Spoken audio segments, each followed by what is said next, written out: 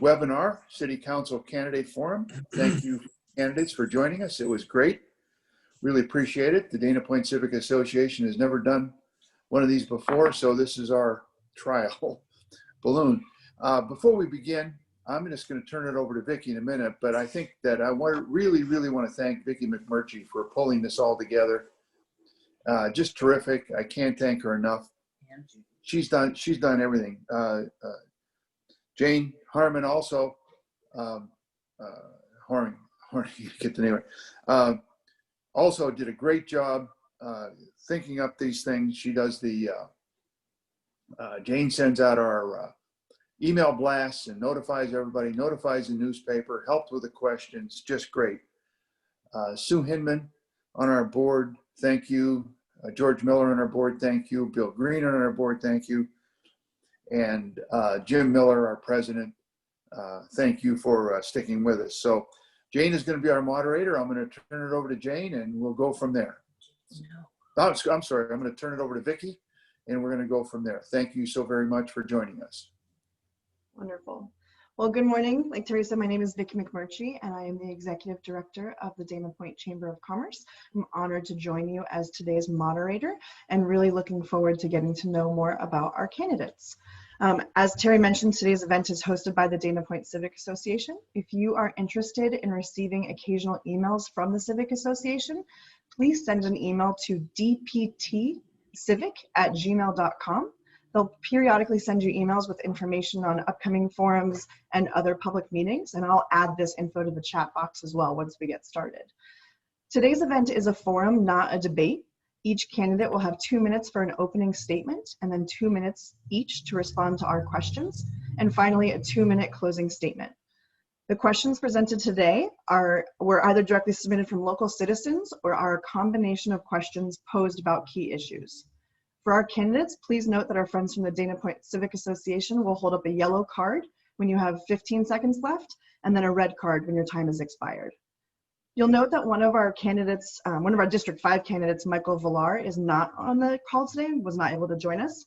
Mr. Villar did provide us with a short video in which he provides more information about himself and provides an overview of his stances on various issues like short-term rentals, homelessness, etc. We will play that video at the end of this forum. The questions from today's forum were not provided to Mr. Villar in advance. So with that said, let's get started and meet our candidates. So on today's call, we have Michael Frost and Gary Newkirk, both running in District 4, and Benjamin Beebe in District 5. We'll go with alphabetical order to start things off, and we'll kick it off with Mr. Beebe and his opening statement. Thank you, Vicki. Good morning, ladies and gentlemen. Thank you for taking time from your busy schedules to meet virtually with us today. I'm honored just to be nominated for Dana Point City Council and to be considered for your votes as well. My name is Benjamin Tyler Beebe. I'm a Dana Point City Council candidate. I was born and raised in Michigan. I began my professional career working seasonally in the construction industry and winters in restaurants. And over the last 20 years, I've worked my way up the restaurant industry from the bottom to the top. And I've had the pleasure of working with some wonderful people up and down the California coast over the last 12 years since I moved to California. I did relocate here over a decade ago, chosen to build my career and raise my children here. This year, I've shifted gears and obtained my California insurance producer's license, and I'm excited for this next chapter of my life. I do enjoy being challenged and learning new skills, new opportunities. So I'm excited for this chapter of my life, and I'm hopeful that you'll allow me to be a part of yours as well. 3 issues that I will prioritize if elected to rep Capistrano Beach are beach restoration, necessary to revitalize Capistrano Beach, homelessness and progressive solutions for complex social issues, as well as economic recovery and fiscal responsibility through the coronavirus pandemic. I am the ideal candidate to rep District 5 during these tough economic times. I have no shortage of experience managing a budget through a sales decline, as that's a fundamental of restaurant management. Additionally, my agenda is that of my constituents. I desire only to be the voice representing my constituents on the Dana Point City Council. I'll strive to lead with humility, transparency, and to be a fair and balanced representative for Capistrano Beach on the Dana Point City Council. Thank you and kind regards.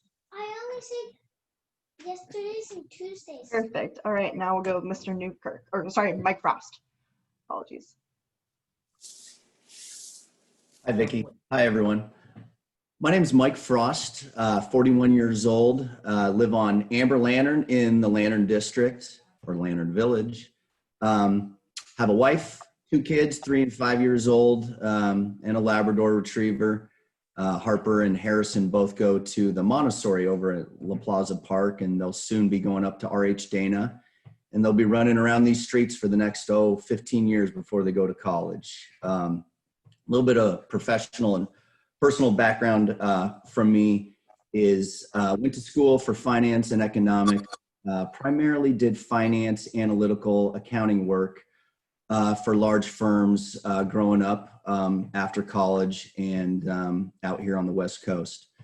Heidi and I did buy our first house 11 years ago on Amber Lantern. It was the Junker. It's, as a matter of fact, I think it was 4 inches out of level. I don't think one door shut correctly. But I had personally always loved to build homes. I still do. It's a passion of mine. So shortly after we purchased, I took some time off from my corporate sort of role, finance and economics, to rebuild the home.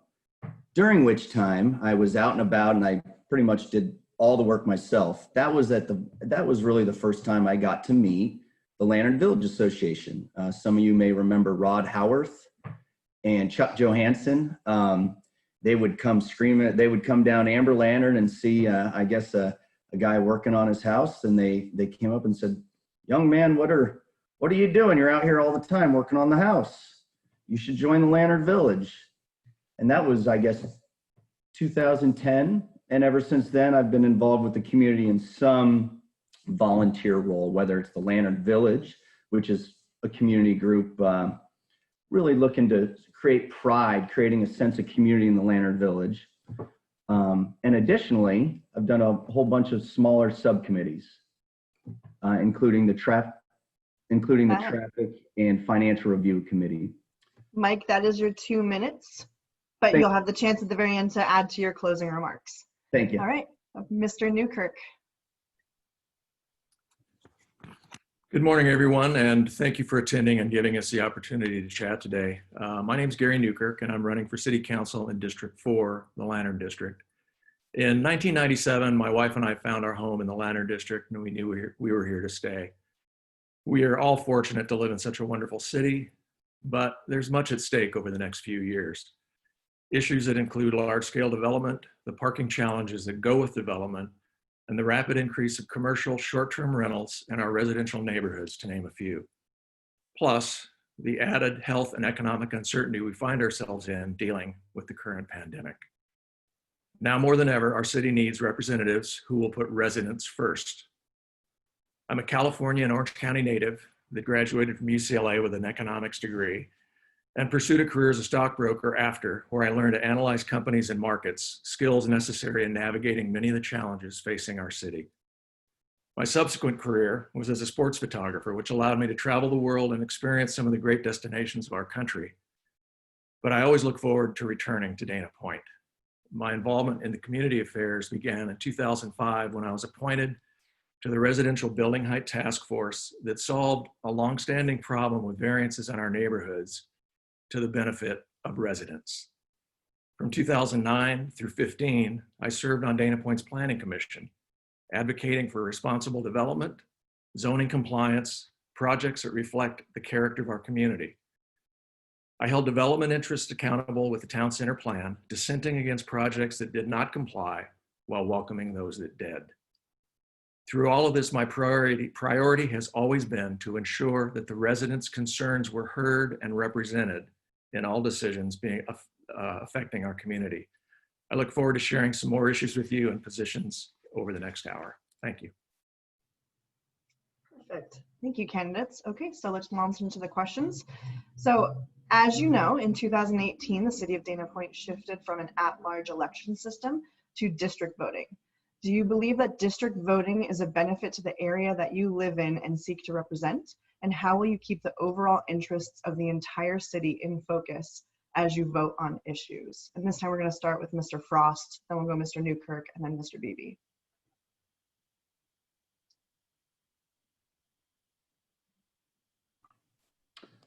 Yeah, as far as districting, geez, I do think it was a benefit to the city. I think it's an opportunity for a wider range of candidates to reach out to their local neighbors and constituents and really understand the local issues. Oftentimes, and I've been here since 2009, I've looked at the city council and I thought it represented sort of a smaller portion of the community who were very active in politics. Great people, well-rounded, although I'm not sure it represented all the folks. That we've got a lot of younger families in and around the village who aren't out and about and understand politics. And districting allows you to get out and meet every single one of them. I also believe it helps keep a diverse city council where there's no teams, there's no slates. This is 5 distinct folks working with their local group and then jumping up on the council, interacting in a positive way, working together and coming up with the best solution. So I am in favor of districting, and frankly, it's one of the reasons why I'm able to run. Thank you. Mr. Newkirk? Thanks, Vicki. I think districting for large cities is definitely a benefit, where you have such a large population and such large geographic area that people can tend to be underrepresented and underheard. Dana Point's a small town. We've got 30,000+ people, 5 districts.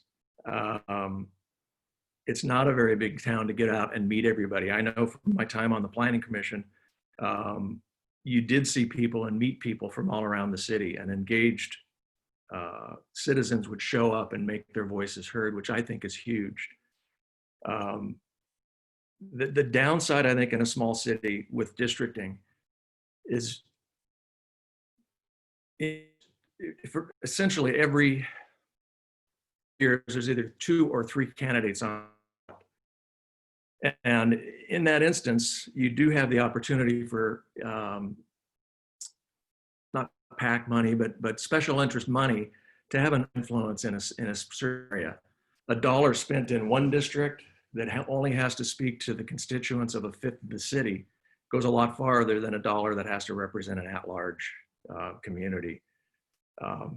My view when I was on the Planning Commission was that I represented every single person in town and every single interest, whether it was from Cabo Beach to up at the new Strands development. And I still view that as a responsibility. I mean, it's nice to be able to get out and meet everybody in your district, but everything we vote on as a council is on everything that affects the entire city. So I think it's not always one size fits all. And I think perhaps in Dana Point, it may not be the best solution. Thank you, Mr. Newkirk. Mr. Beebe? Thank you. I do support a districted approach. I can appreciate the pros and cons that Gary laid out in his 2 minutes there. I certainly feel it gives an opportunity for a young man like myself to make an entry into this sort of arena. It can be tough to reach 20,000 people or the requisite percentage thereof for a guy like me without a budget. I'm not spending big bucks on a campaign. I don't have a PAC. I'm running for myself and for the city of Capistrano Beach, for my neighbors. And I don't think I would have nearly as good of an opportunity to represent my neighborhood in an at-large situation. So I do appreciate the pros and cons to both sides of the argument, but I think it's the right choice for our neighborhood. I know a lot of my neighbors feel that their needs haven't been met up to this point, and I aim to be their voice. So thank you. All right, Moving on. Short-term rentals have been a contentious issue in Dana Point for quite a while, with a moratorium established on new permits that went into effect in 2016. Currently, the city's revised budget for the next fiscal year estimates that short-term rental TOT will bring in $575,000. How do you think Dana Point should address the issue of short-term rentals moving forward? And this time we'll go Mr. Newkirk, Mr. Beebe, and then Mr. Frost. Thank you very much. For most of us, our home is our largest investment. And almost every home that is in Dana Point is in a single family zoned area. And with that, if you do your homework when you purchase your home, you should have a really good idea of what can happen around you, what the nature of your neighborhood could be, how high somebody can build across the street, and what ends up in the house next door. I think that short-term, unregulated short-term rentals runs the risk of severely compromising the integrity of our neighborhoods. Zoning law has always been, in different parts of cities, established to protect and set out zones where you can have different types of businesses. There's always been rental properties in residential single-family zoned areas. There's always been the ability to do a vacation rental if you want to go to Europe for a year or for a month and rent your house out. The problem that's emerging and has become an issue over the last few years has been the proliferation of investor-owned, commercially based short-term rentals, which are really nothing more than a hotel that's operating in a single-family zoned area. Without some controls over these, of the number that we can have, the minimum number of nights that somebody can stay in, and controls put in place really to help citizens protect their environment, we run the risk of compromising our neighborhoods. While there is money coming in, it's a Band-Aid fix for something that we're looking as a revenue shortfall, while at the same time, over the long term, can compromise our neighborhood. So I think we need to seriously have citizen input on all of this and have an open dialogue and come to a resolution with all partners. Mr. Beebe?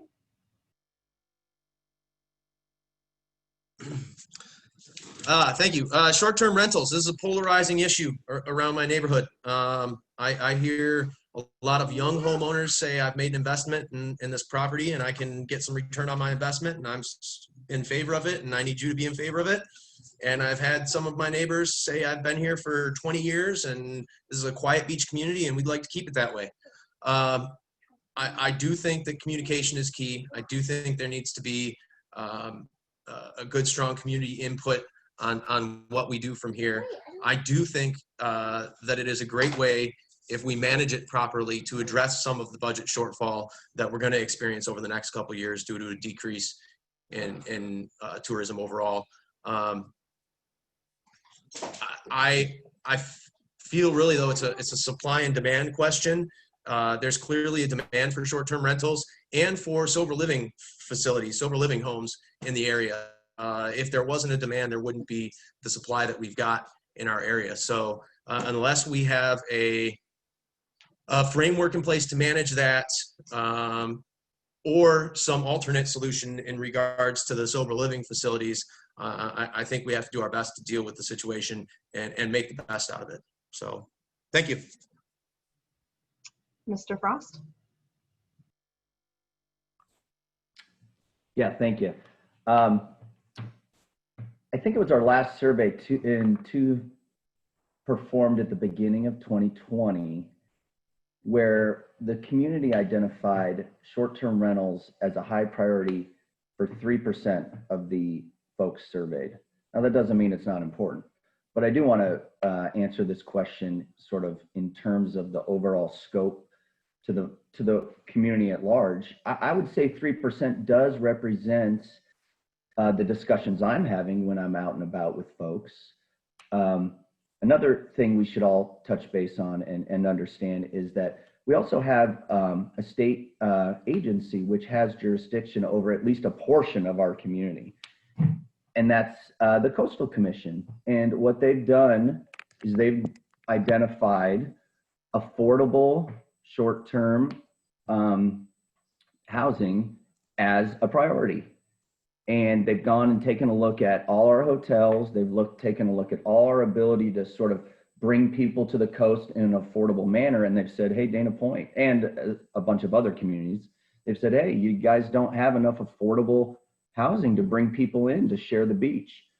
And what they've done is said, short-term rentals are a way to meet this obligation.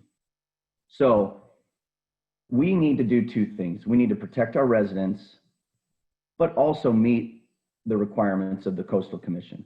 We don't want to get in another fight. We don't want litigation with the Coastal Commission. And we can do that if we get a good, well-rounded council together, a good, well-rounded working group together. We should be able to define the components that make a great short-term rental or a good short-term rental that doesn't hurt the neighbors immediately adjacent. I know myself, I don't have a short-term rental. My neighbor right to the left has a short-term rental. They're living on site. They keep it perfectly maintained. I get to meet a heck of a lot of neat people from different portions of the country, even the world. It's fantastic. So there are ways we can do it, and we can do it right. Thank you, Mr. Frost. The city of Dana Point, like all cities across the country, is facing significant budget shortfalls with looming unfunded liabilities and a deficit in local sales tax, TOT income from our resorts, etc. The city is currently estimating a reduction in budgeted revenue of approximately $6 million for fiscal year 2021. If elected, what economic recovery-based policies or programs would you propose to ensure the fiscal vitality of the city while also helping our local businesses and residents? And this time we'll go Mr. Beebe, Mr. Frost, and Mr. Newkirk.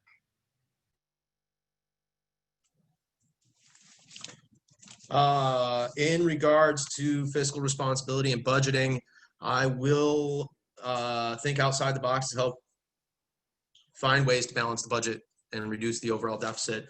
I'll listen to our small business owners. What's right for the restaurant industry might not be right for the construction industry or might not be right for the insurance industry.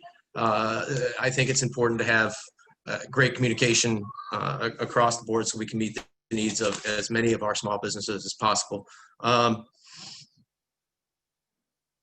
think that it's going to be important to work in cooperation with state and federal agencies as much as possible, because there's going to be ripple effects from this coronavirus global pandemic for quite some time. I don't have all the answers, but I'll work diligently to serve my constituents and meet the needs of our city, honestly. Thank you. Mr. Frost?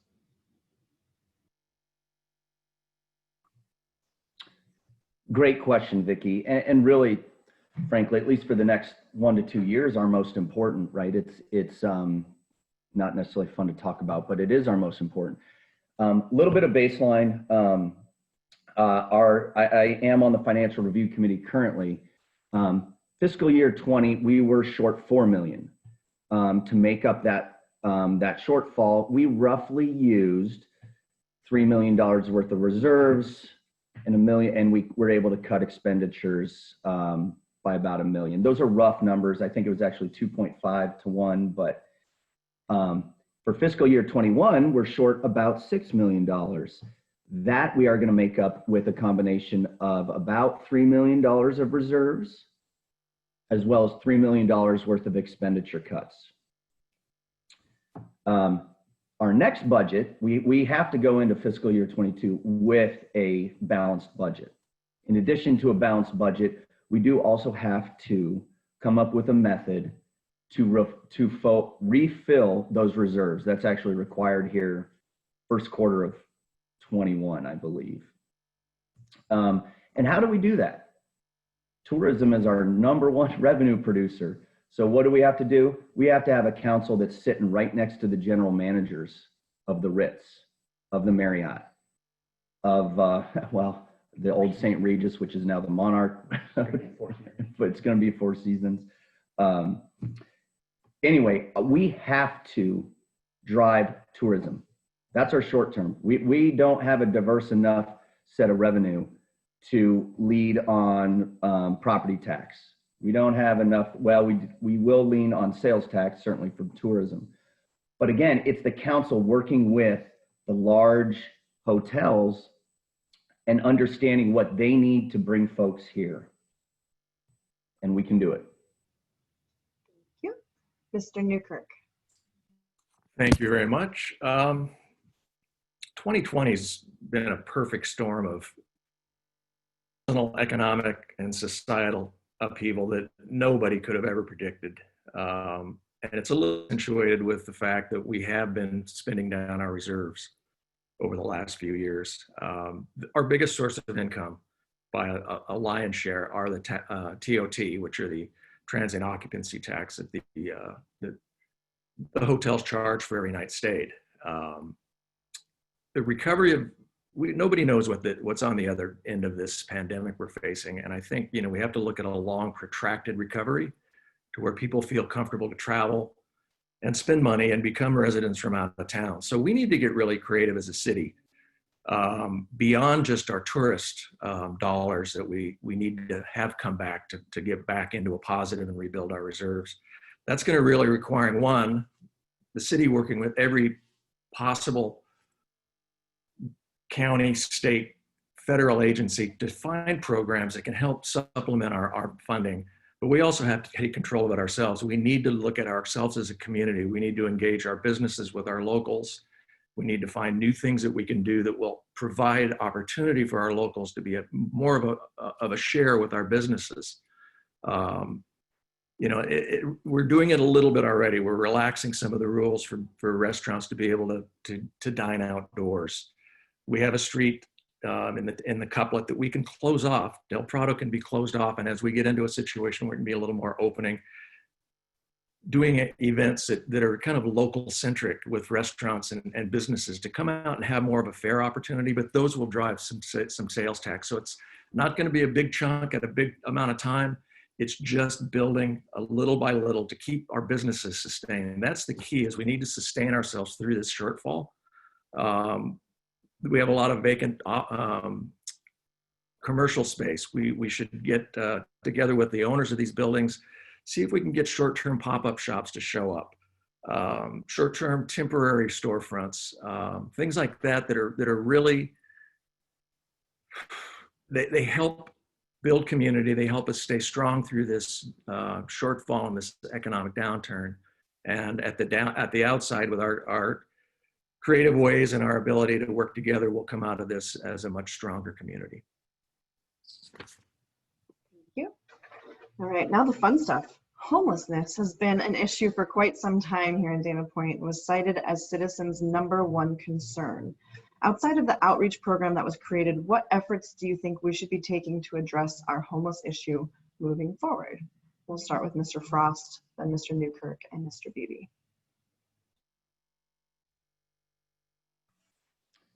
Yeah, and this was actually the question in the Dana Point Times this week.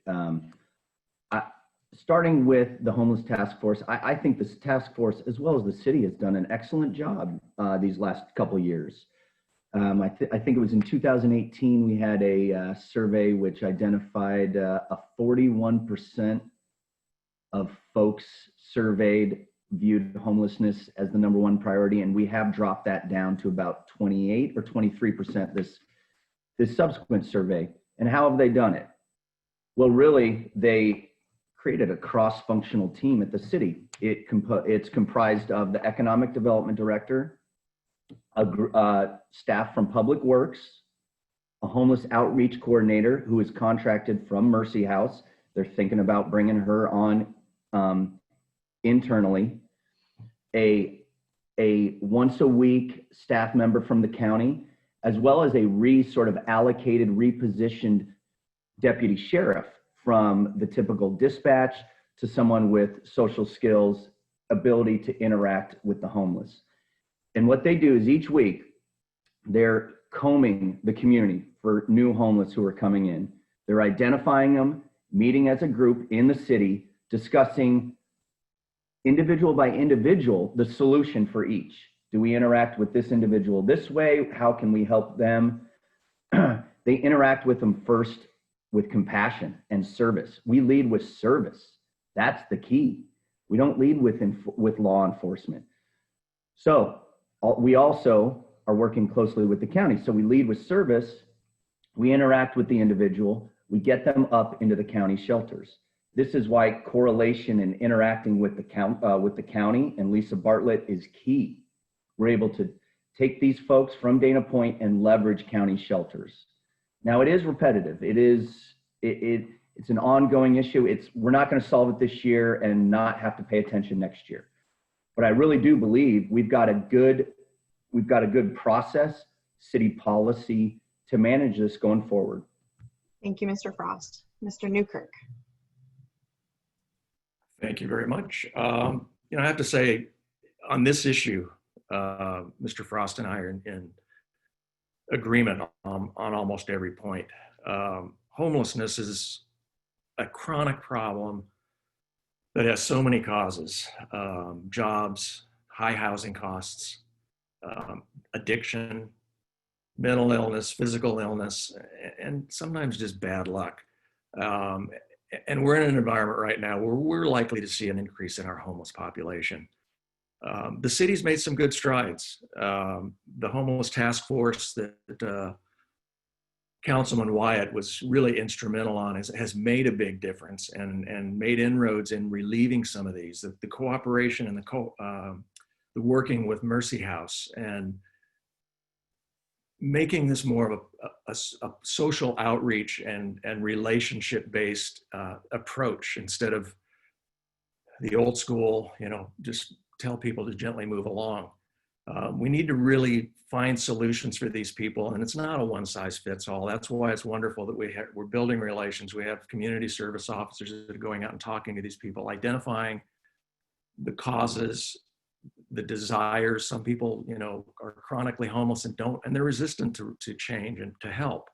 But through our liaison officers and through our work with Mercy House, we're making an inroads, and it's creating a sense of trust among that community to where they feel like they're getting a helping hand up instead of a hand out, to push them out of town. And then we're continuing to work, to prohibit or to prevent future homelessness with the city signed a memorandum of understanding with the United Way. That's an educational, financial literacy, education management services. It's going to help people to avoid the path to homelessness. So we need to continue with it, and it needs to be done with compassion and empathy. Okay. Mr. Beebe. Thank you.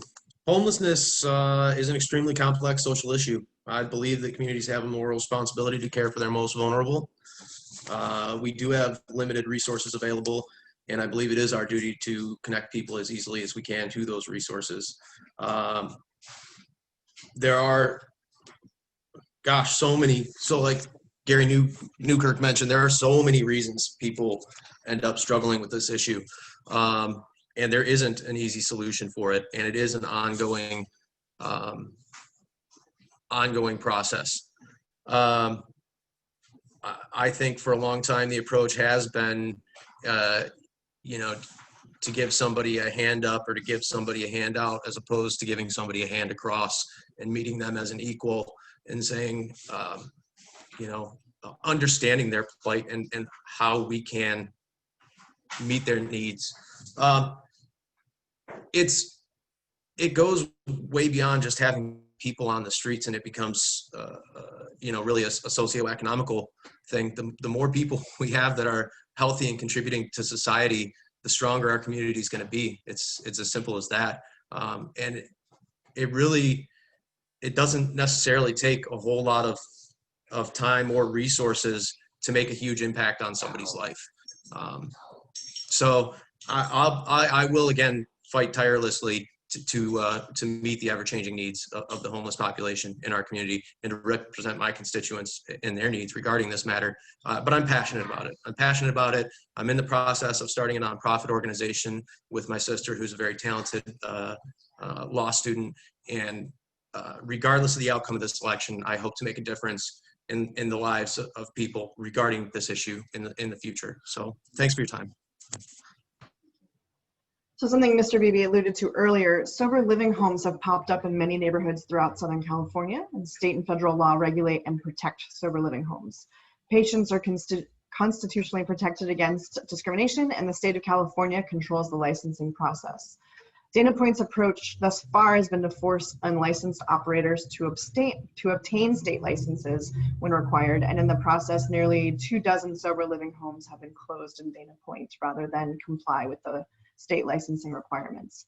Over the last few years, some nearby cities have run into legal troubles because they've enacted stricter regulations. In your opinion, do you think the city should have taken a different approach and done more to regulate sober living homes in Dana Point? And this time we'll go Mr. Newkirk, Mr. Beebe, and Mr. Frost. Thank you very much.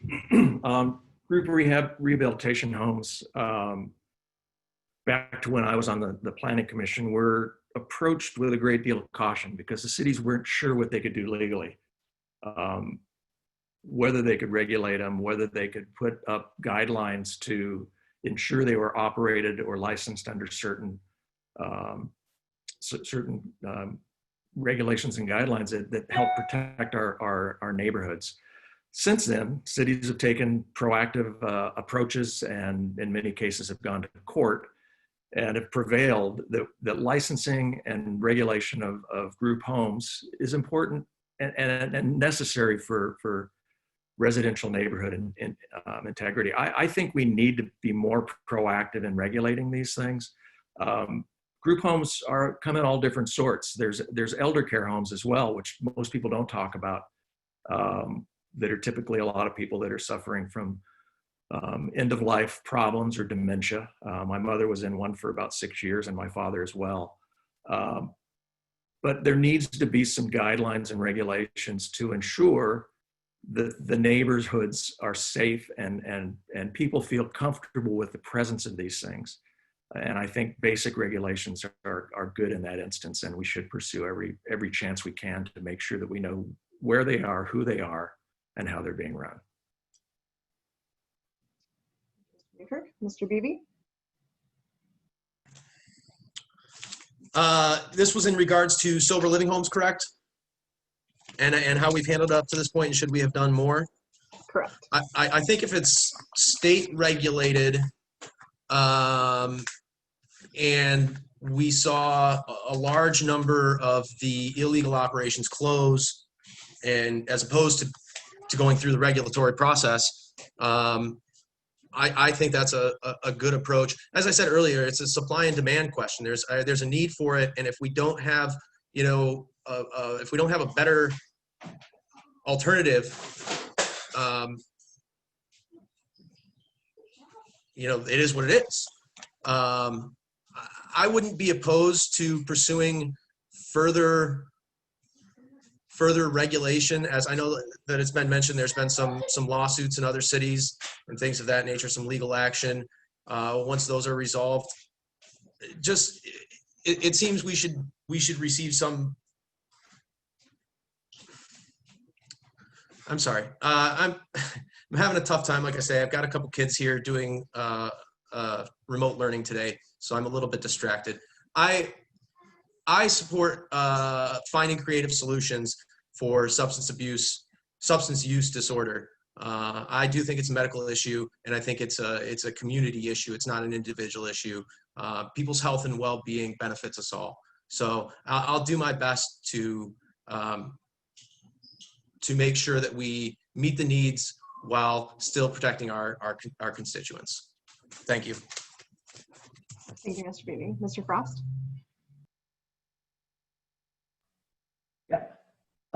As to, I think the specific question as to should Dana Point have done more, I think the answer is no. And And look, it's partially because we had a previous question 2 or 3 ago regarding our budget.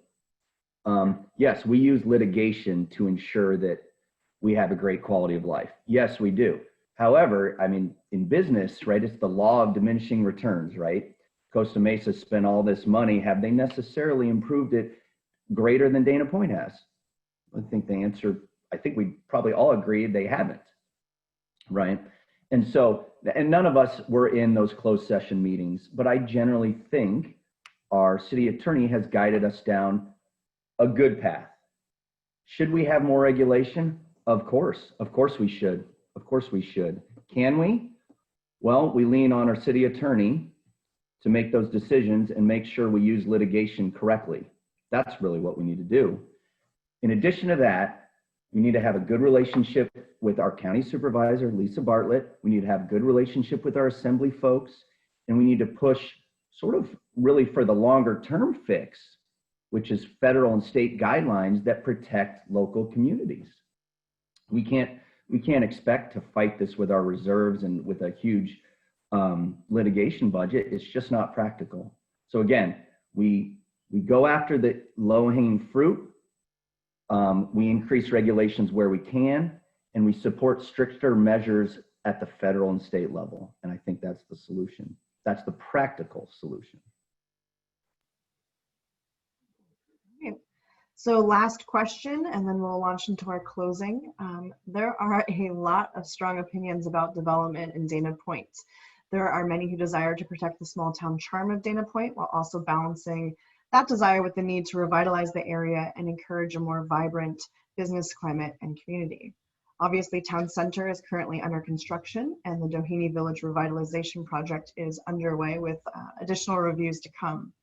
One issue that always arises with development are the developers seeking variances to build bigger buildings and in some cases provide less parking currently required by city regulations. As we all know, the grant or denial of variances by the Planning Commission are appealable to the council. What is your view of development in Dana Point as a whole, and how would you address variance requests? And this one will go Mr. Beebe, Mr. Frost, and Mr. Newkirk. I think that as a whole, the city's done a nice job of revitalization over the past several years. I think that the Capistrano Beach neighborhood deserves a little bit of that love, and I'll seek to help push for some beach revitalization and restoration in my neighborhood. I think that we should hold our developers to a high standard. It's our responsibility to have our city's best interests in mind, and not let dollar bills or somebody else's bottom line determine whether or not we provide adequate parking for a project, or whether we deviate and allow it to be larger in scope than it's currently regulated to be. I think though it's a case by case.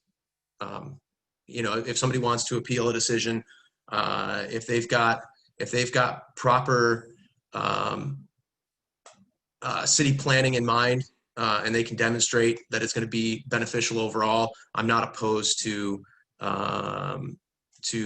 requesting clearance for special projects. But I think that overall, we've done a nice job revitalizing Dana Point. I think we can continue. I think during this economic climate, it's a good way to keep Californians working. And I think we'll get competitive bids on projects, as well as, depending on the type of project, if we're upgrading communications or power grids or infrastructure, we may be able to find some public funding for that as well, some state or federal funding. So I'm all for revitalizing the city. Thanks. Perfect. Mr. Frost. Yeah, really good question. I think first off, when you think of variances, they go both ways, right? Developers oftentimes ask for variances to build bigger buildings, but gosh, we have some development standards that push those big buildings. For example, in the town center, what if somebody wanted to build a small restaurant with a 14-foot high first floor, right? That would technically be a variance. And that's just one example. I think it is fair to say that as an elected or appointed official, you do not grant variances for larger structures. I do think, though, and this is probably a bit unique to the town center, is that we've got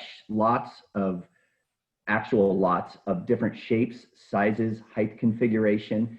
And really, as a developer goes in, unfortunately, developments are defined on Excel spreadsheets.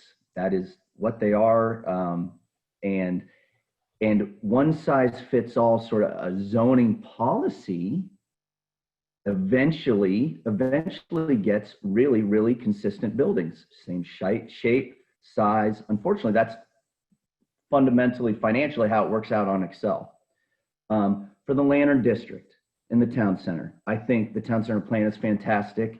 They've done, the folks 15 years ago or 14 years ago did a fantastic job.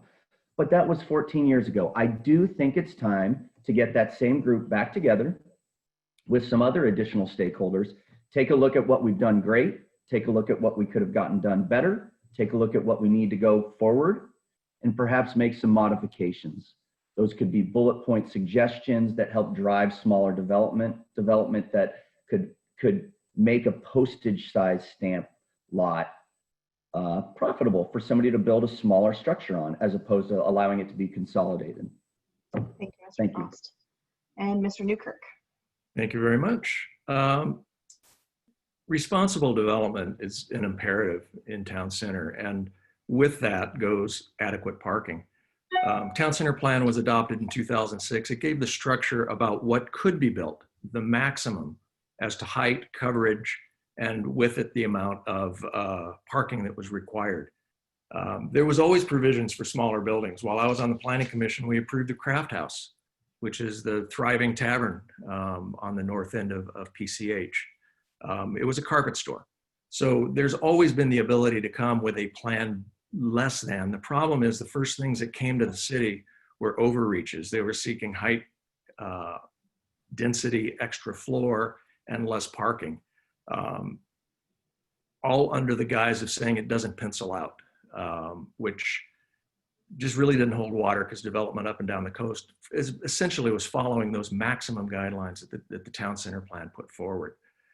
We need to stick with those. The town center plan isn't broken. It needs to be, there need to be cases where we are willing to look at making minor adjustments, but we can't do variances just because it doesn't pencil out. We've approved plans that did work. The corner of PCH and Golden is a 3-story mixed use that did conform. The big risk is, as we allow more, which a lot of these companies have come in and asked for, more density, more height is going to require more cars. And the original town center plan called for 2 parking lots or 1 parking lot to be built to handle part of that parking. If we don't come up with that solution, that traffic ends up in the residential neighborhoods in front of the street, in front of houses where they really shouldn't be. And it puts the burden on the residents' shoulders, where it should be the cost of part of doing the development. So we need to stick to our guns on these things. We do have to have open dialogue, and we do have a lot of great possibility for development in town center. Great. Thank you. Okay, so that concludes the question portion. So we've covered a lot today, but we wanted to finish out by giving all of you a final 2 minutes for closing. Please address any issues that we didn't get to cover, and let our viewers know why they should vote for you to represent your respective districts. So we'll go Mike, Frost, and Gary for District 4, and then we'll conclude with Mr. Beebe. And then, as I mentioned earlier, remember, we have a video from Mr. Villar that we'll play at the end of this. So Mr. Frost, if you want to kick it off. All right, well, I'll just go ahead and finish my first 2 minutes. And I'll tell you what, that is my personality. Gosh, I love talking about city issues. To me, being on the city council, I sort of think the role is from 3 perspectives. The first is the ground floor perspective, the neighborhood perspective. Should we have speed bumps on El Encanto? How do we handle parking from Gianna's as it comes up into the neighborhood? I enjoy walking around talking to neighbors about that. The second sort of role perspective I see is policy, approving sheriff's contract, really getting into the nitty gritty of the budget. of city attorney strategy. I've been doing that at least on the subcommittees for a while now. I really, really enjoy that.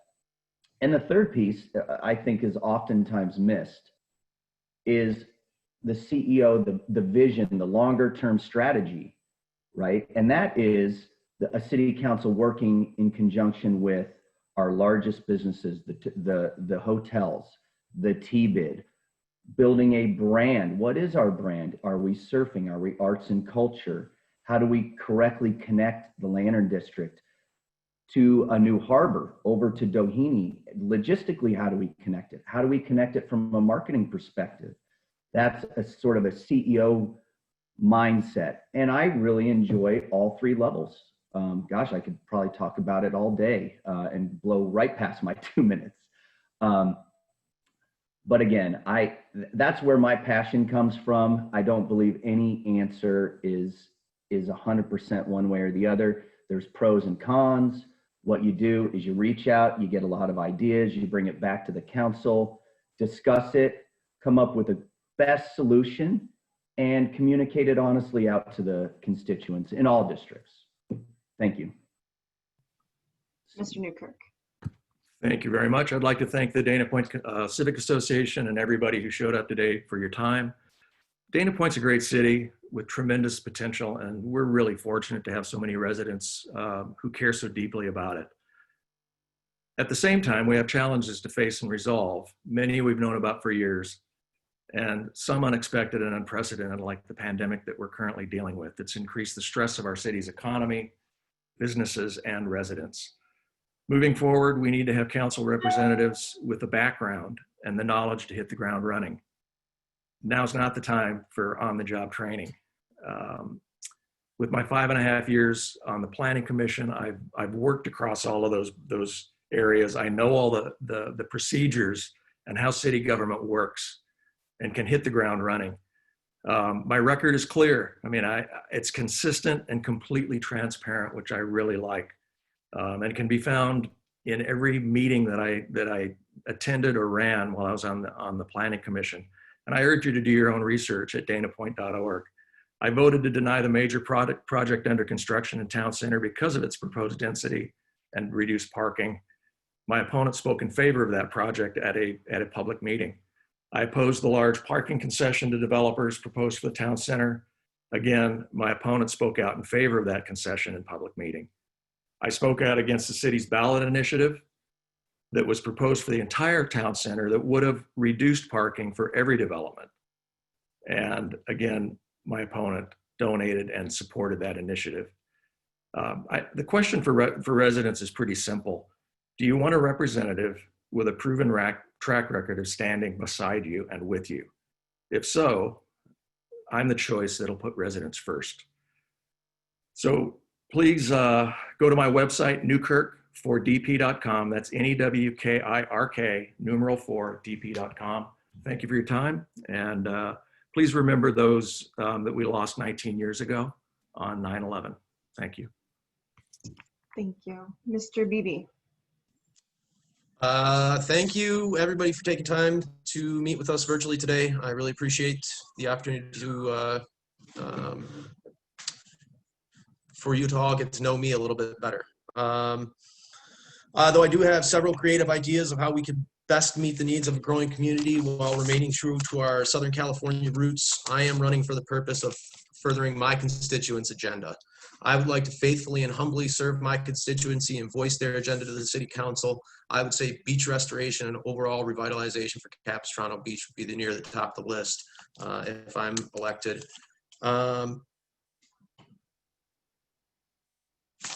I think we covered a lot of good topics, and again, I appreciate your patience dealing with a 7-year-old trying to do math homework or math schoolwork. Online learning is a unique opportunity. Gary talked about learning on the job. I'm learning on the job as far as being a teacher is concerned. I can roof your house. I can put a shingles on the roof. I can cook you a great omelet. I can run your restaurant. Being a teacher is a new one. Being a city council member would be too. And I know we've got a lot of unique challenges ahead of us. I would love the opportunity to serve you. That's my impassioned plea. Thanks for your time. Thank you, Mr. Beebe.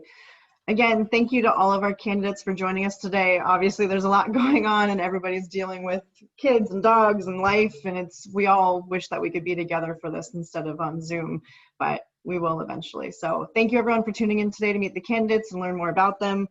All of our candidates have websites and social media pages with more information about them, their stances, and information as to how to get in contact with each individual. We encourage you to take a look at all of those as you assess who you'll be voting for. And again, as noted in the beginning of this meeting, we will now share a video from Mr. Michael Villar, candidate for District 5. It's approximately 9 minutes long.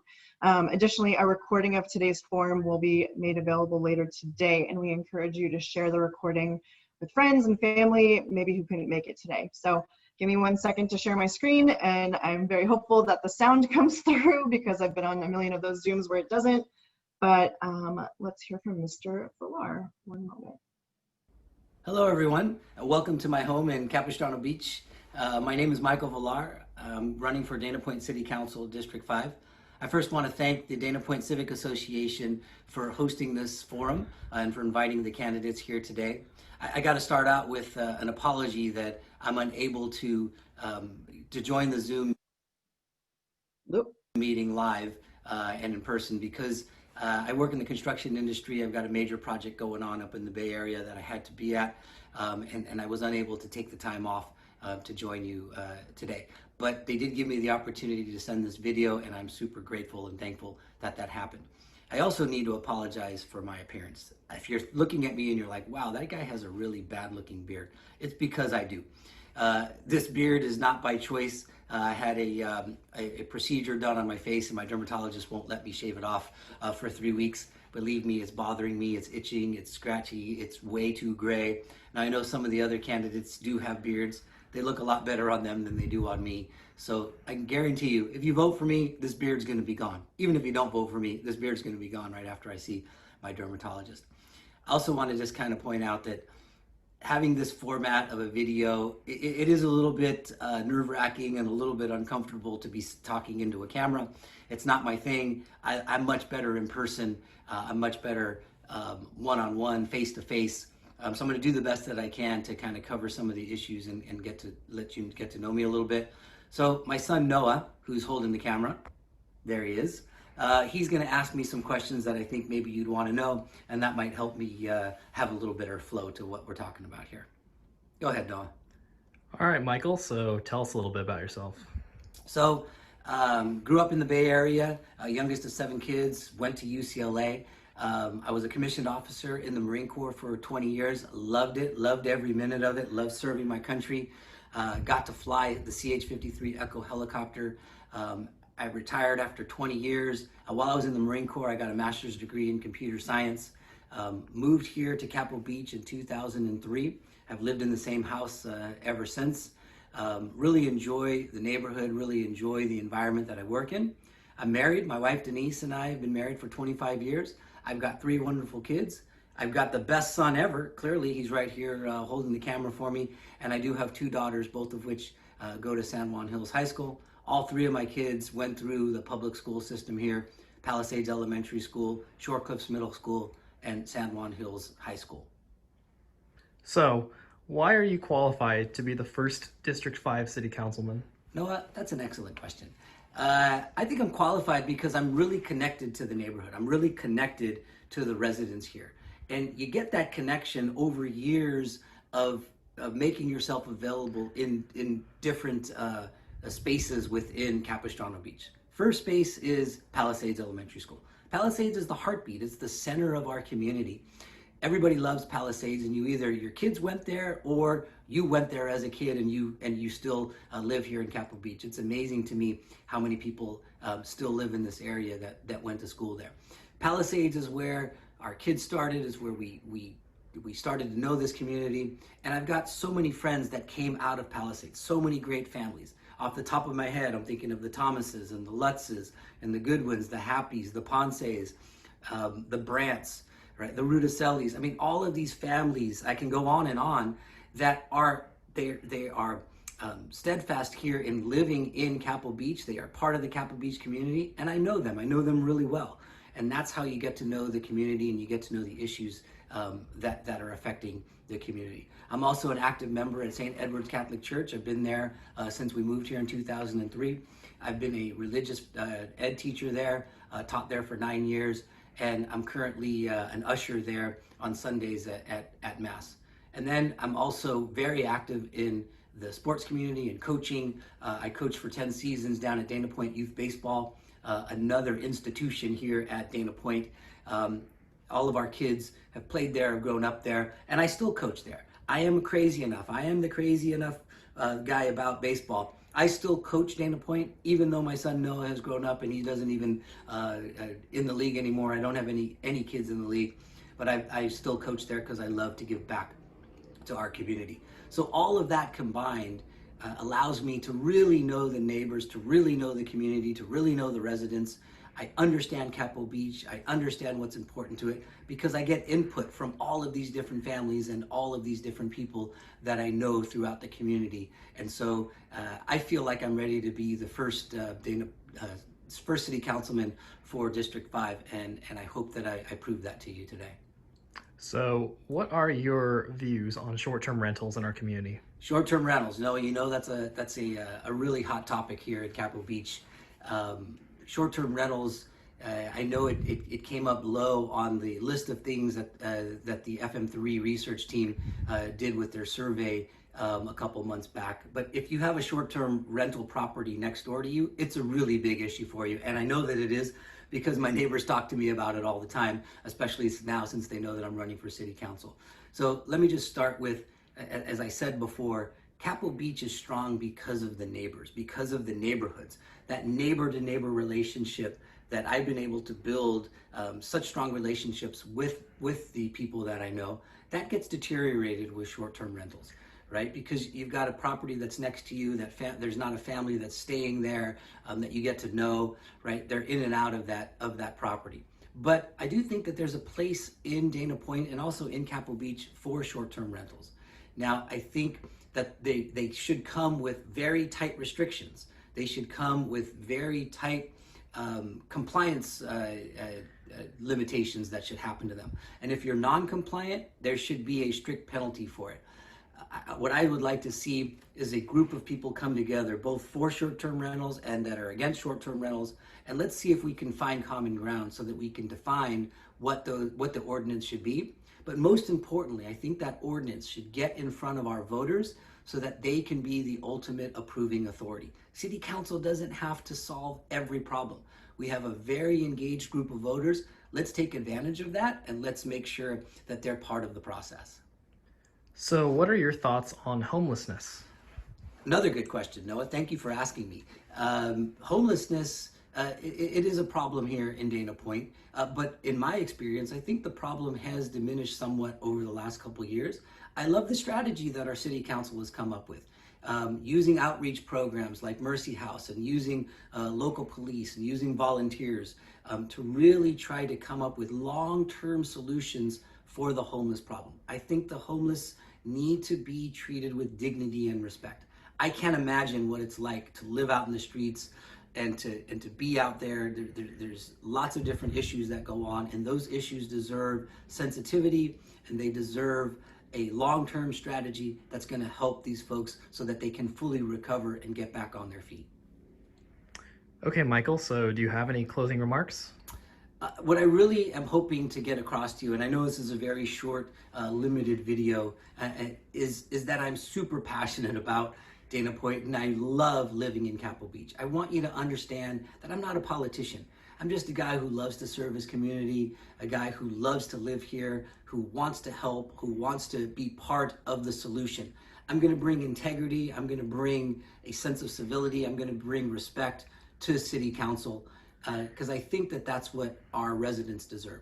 They deserve somebody who's going to be there, who's going to always represent the residents and not represent a personal interest or allow corporate influence to kind of guide me in the wrong direction.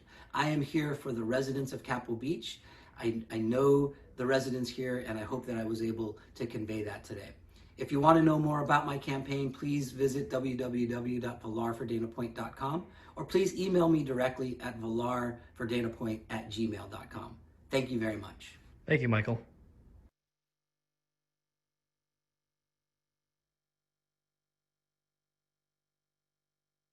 I did it. I muted. Again, thank you everyone for joining us today, and we super appreciate everyone taking the time to join the call. Again, if you want to learn more about the candidates, do your research, and if you want to join the Dana Point Civic Association for future events and happenings, you can email them at dptcivic@gmail.com. Thank you everyone, and we'll talk to you soon. Be well.